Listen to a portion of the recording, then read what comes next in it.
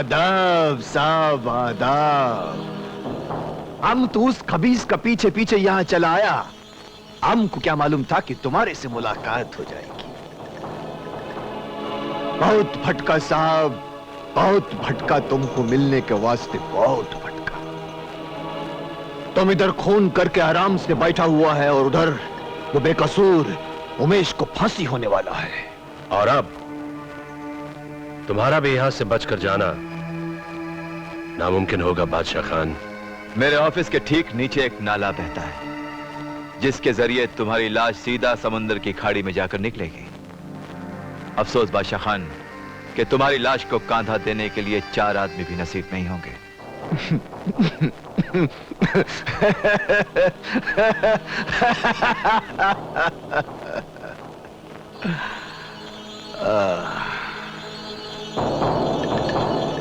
साबो, जंजीर से बंधा हुआ कुत्ता तो देखा होगा आप लोगों ने।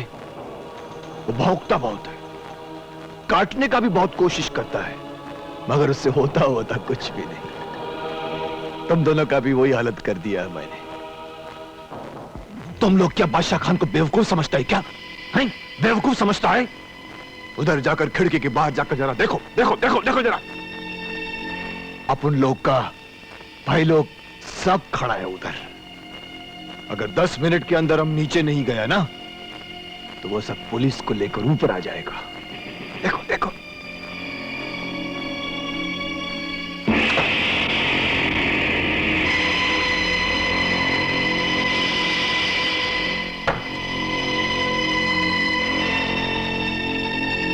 चुप क्यों हो गया तुम लोग? चलाओ गोली चलाओ। तुम्हारा इरादा क्या है? इरादा बहुत सीधा साधा है साहब। तुम एक सौदा किया जय को मारने का, अब हम सौदा करेगा तुमको बचाने का। कितना चाहिए? कश्मीर वापस जाने का 1 टिकट और 20 लाख।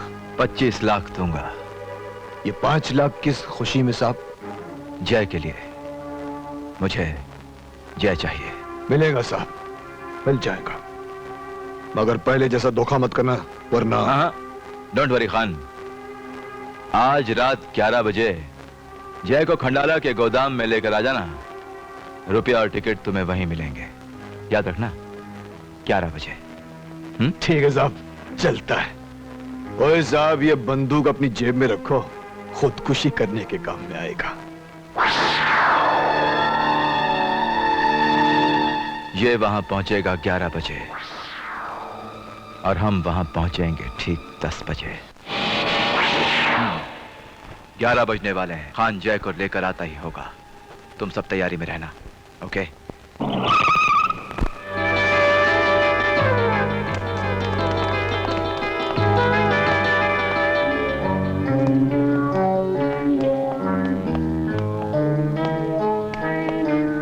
खान भाई, ये तुम मुझे कहां ले आए हो? फिक्र मत करो, थोड़ी देर में सब पता चल जाएगा। ये जगह कौन सी है? सानी साहब, आप और यहां? हैरान हो गए ना मुझे देखकर जय? शाबाश बादशाह खान, शाबाश। सानी साहब, शिकार हाजिर है, माल निकालिए। शिकार? कौन सा शिकार? जय, मुझसे तुम्हारी हैरानी और परेशानी नहीं देखी जा रही। चलो तुम्हारी नजर के सामने से पर्दा हटाई देते हैं। एडिटर शर्मा का कातिल, वो सुनहरी जूते वाला आदमी दूसरा और कोई नहीं, मैं हूं। छमिया और जिमी का खून भी मैंने ही करवाया था। बादशाह खान मुझे पहचान गया था, इसलिए मैंने इसके साथ एक सौदा किया।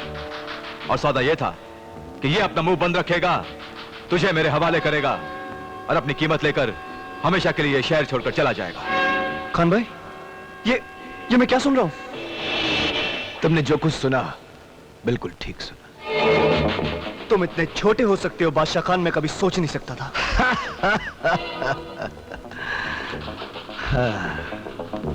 पैसा बहुत बड़ी चीज होती है बिरादर। उसे कमाने के लिए आदमी को कभी कभी छोटा भी होना पड़ता है। साले, भाई बोलकर पीठ पे वार करता है। तुझे मैं जिंदा नहीं छोड़ूंगा, जिंदा नहीं छोड़ूंगा तुझे मैं। जिंदा बचेगा तब ना। ए, आपस में लड़ने से पहले इतना जान लो कि अगर तुम में से कोई जिंदा बच भी गया तो उसे मैं नहीं छोड़ूंगा। तो क्या कह रहा है साइनी सेठ? तुमको जय मांगता था, हमने जय लाके दिया। हम बंबई हमेशा के लिए छोड़ने को तैयार है, फिर भी तुम हमको मारने की बात करता है? हाँ, क्योंकि तुम जैसे ब्लैकमेलर से मुझे सख्त नफरत है। राज अखबार के एडिटर ने भी मुझे ब्लैकमेल करने की कोशिश की थी। मेरे कुछ डॉक्यूमेंट उसके हाथ लग गए थे। अगर वो अखबार में छप जाते तो शहर का जाना माना वकील, जनता का चाहता एमएलए संग्राम सिंह साहनी विदेशी हथियार सप्लाई करने के जुर्म में, ड्रग्स की स्मगलिंग करने के जुर्म में जेल की किसी कोठरी में चक्की पीस रहा होता। चंद घंटों बाद उमेश को फांसी हो जाएगी और उसके साथ साथ एडिटर के मर्डर की भी फाइल हमेशा हमेशा के लिए बंद हो जाएगी। संग्राम सिंह के बारे में कौन जानता है? सिर्फ तुम दोनों। तुम्हारा काम भी तमाम हो जाएगा।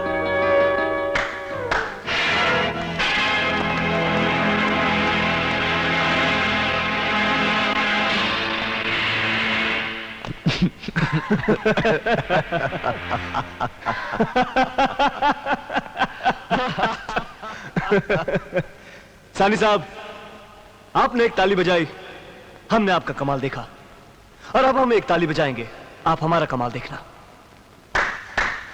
कोई अपनी जगह से हिलना नहीं। अपनी अपनी बंदूकें फेंक दो, वरना साहनी का भेजा फ्राई कर दूंगा।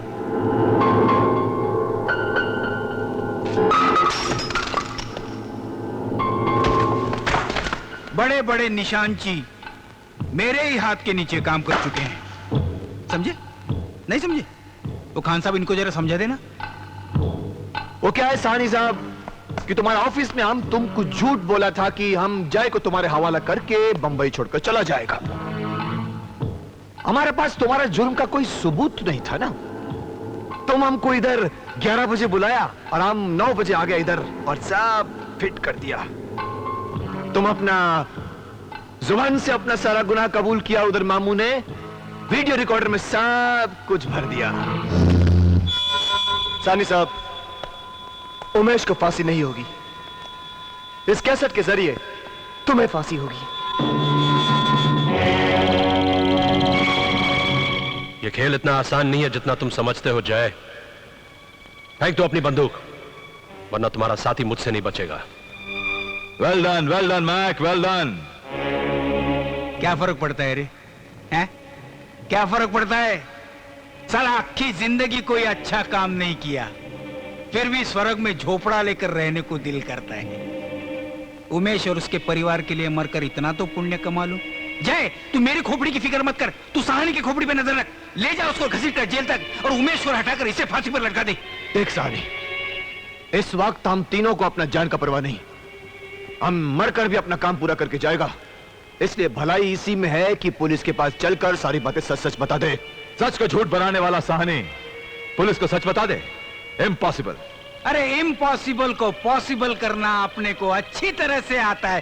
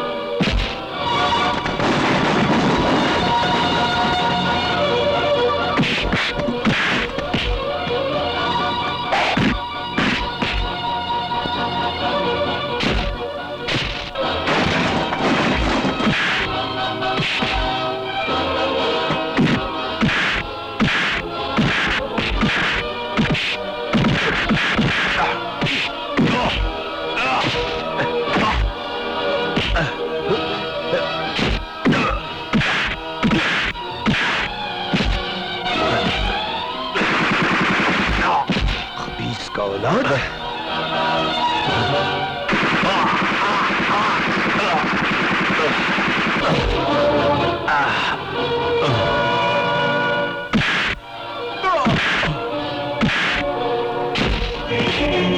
ये हमारे साथ गवाही देने चलेगा।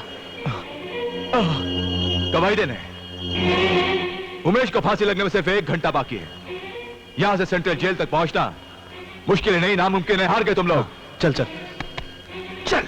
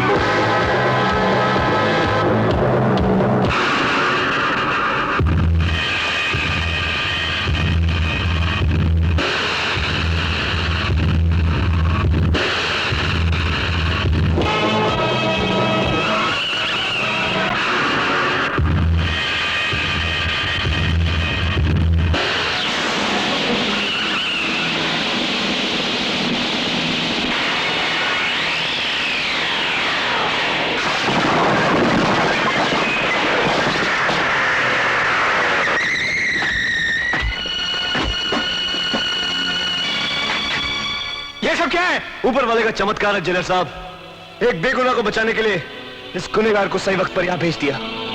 साहब यही है वो कमीना जिसे असल में फांसी के तख्ते पर होना चाहिए था। बोल, कर गुनाह कबूल अपना।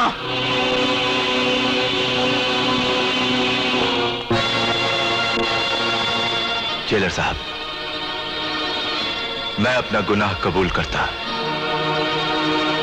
मैंने ही एडिटर बीके शर्मा का खून किया है और मैंने ही उमेश को फंसाया ताकि इसे फांसी हो जाए और ये केस हमेशा हमेशा के लिए खत्म हो जाए। लेकिन तकदीर के लिखे के आगे कौन लड़ सकता है जेलर साहब? गुनहगार हूं मैं, मुझे मेरे किए की सजा मिलनी चाहिए जेलर साहब, मुझे सजा मिलनी चाहिए।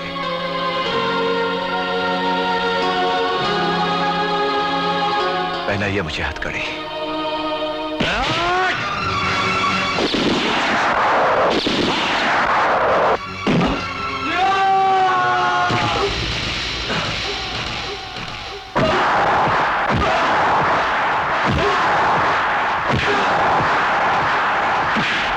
हमारा फिक्र मत करो तुम, उमेश को जाकर बचाओ। जाओ जाओ जाओ जाओ,